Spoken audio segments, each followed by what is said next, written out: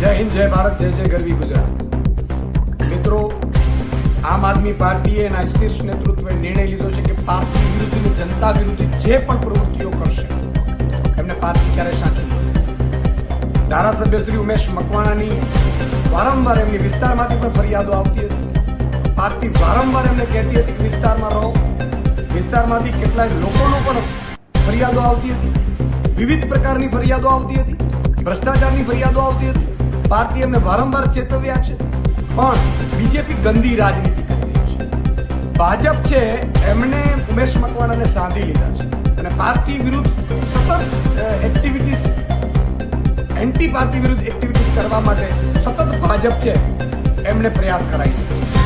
આજે પાર્ટીએ નિર્ણય લીધો છે, માનનીય અરવિંદ કેજરીવાલજીની શીર્ષ નેતૃત્વએ, કે ઉમેશ મકવાણા પાર્ટી વિરોધી અને જનતા વિરોધી પ્રવૃત્તિઓ કરવા બદલ 5 વર્ષ માટે પાર્ટીમાંથી સસ્પેન્ડ કરવામાં આવે છે।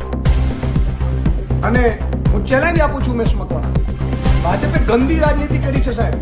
એમણે વિસાવદર ચૂંટણીમાં રાજીનામા અપાવ્યા, ધારાસભ્યોને પાછી વિસાવદર આમ આદમી પાર્ટી જીતી ભાજપ મોકલાઈ ગઈ છે। ભાજપે મેસેજ આપવા માંગે છે તમારા બીજા ધારાસભ્યોને પણ અમે ટચમાં છીએ, પણ આમ આદમી પાર્ટી એનો કાર્યકર્તા ગુજરાતની જનતા બધું જોઈ રહી છે ભાજપની ગંદી રાજનીતિ। અને વિસાવદરની ચૂંટણી પછી ભાજપ સંપૂર્ણપણે બોખલાઈ ગઈ। આખી કેબિનેટ કેન્દ્રીય મંત્રીઓ હોવા છતાં ભાજપે ના સુપડા સાફ થઈ ગયા છે। હમણાં સરપંચોની ચૂંટણીમાં પણ ભાજપના સુપડા સાફ થઈ ગયા છે। ત્યારે આ ઉમેશ મકવાણા જેવા વ્યક્તિઓને સાધીને ભાજપે આમ આદમી પાર્ટીને ડેમેજ કરવાની કોશિશ કરતી હોય તો એ ભૂલ ભરેલી છે। હું ઉમેશ મકવાણાજીને ચેલેન્જ આપું છું કે તમે ધારાસભ્ય તરીકે રાજીનામું આપીને ફરીથી ચૂંટણી જીતી બતાવો, તમારામાં હિંમત હોય। ભાજપને પણ ચેલેન્જ આપું છું કે આમ આદમી પાર્ટીની સામે ચૂંટણી લડવાની તાકાત હોય તો ઉમેશ મકવાણા રાજીનામું આપે અને તમે ટિકિટ આપો અને આમ આદમી પાર્ટી ચૂંટણી લડશે। ત્યાંથી જીતીને બતાવો તમે બોટાદમાં।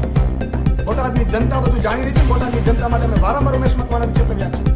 એમની વિરુદ્ધ કેટલી ફરિયાદો થઈ છે, કેટલી ફરિયાદો આવી છે, ભ્રષ્ટાચારની ફરિયાદો આવી છે। ક્યારેય આમ આદમી પાર્ટી ભ્રષ્ટાચારને સાંકી નહીં લે અને જેના કારણે એ પાર્ટીથી વારંવાર અમે કોશિશ કરી હતી વારંવાર બનાવવાની, એમને સમજાવવાની કે ભાઈ તમે આ પ્રવૃત્તિઓમાં ના પડો, આપણે ભ્રષ્ટાચારની પ્રવૃત્તિઓમાં ક્યારે આવવું નથી।